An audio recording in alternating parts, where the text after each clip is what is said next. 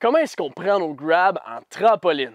C'est super important d'avoir les deux pieds qui travaillent toujours en synergie parce que lorsqu'on le fait sur la neige, avec nos skis, c'est comme ça qu'ils vont travailler. Imaginez toujours que vous avez vos skis. Il ne faut pas que vous croisez vos pieds si vous ne les croiseriez pas en ski parce que sinon, vous allez faire des grabs sur la trampoline que vous n'allez jamais être capable d'apporter sur la neige.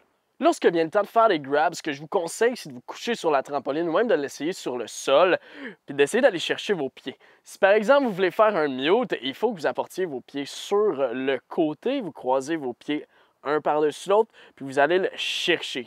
Dites-vous que si vous n'êtes pas capable de prendre votre grab lorsque vous êtes sur le sol, vous ne serez pas plus capable dans les airs. Il n'y a pas de miracle qui se passe pendant que vous êtes dans les airs. Si vous n'êtes pas capable à terre, vous ne serez pas plus capable dans les airs. Donc, prenez le temps d'essayer. Comprenez bien ce que vous faites, sinon vous allez avoir des difficultés. Donc le grab le plus basic qu'on a, c'est un safety grab. Il y a deux façons de le faire.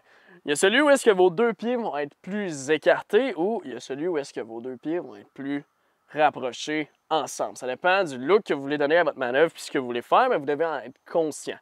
Ça va être plus facile de gérer notre flip, nos rotations en ayant les jambes écartées, les pieds qui ne travaillent pas ensemble, mais si vous avez les deux pieds ensemble, ça peut être vraiment stylé. Donc, quand vous allez venir chercher votre safety, vous allez simplement venir porter votre main sur le côté de votre pied. Mais vous voulez être sûr de vraiment bien le prendre, puis pas prendre en avant ici, ou votre talon, ou votre cheville. Vous voulez vraiment prendre le côté de votre pied parce qu'en ski, c'est là que votre safety se trouve. Imaginez que vous avez votre botte, puis votre ski. Votre ski est juste en bas là, c'est ici que vous allez aller le chercher.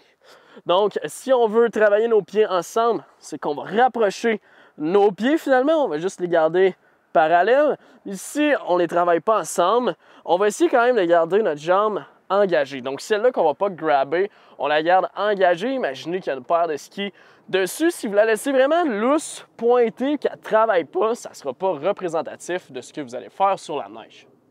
C'est important de pratiquer nos grabs dans les airs sans faire de manœuvre. Donc, si je veux faire un safety dans un 360, mais il faut bien entendu que je sois capable de faire le safety en faisant un straight air. Même chose pour le mute, pour le Japan et toutes les autres grabs.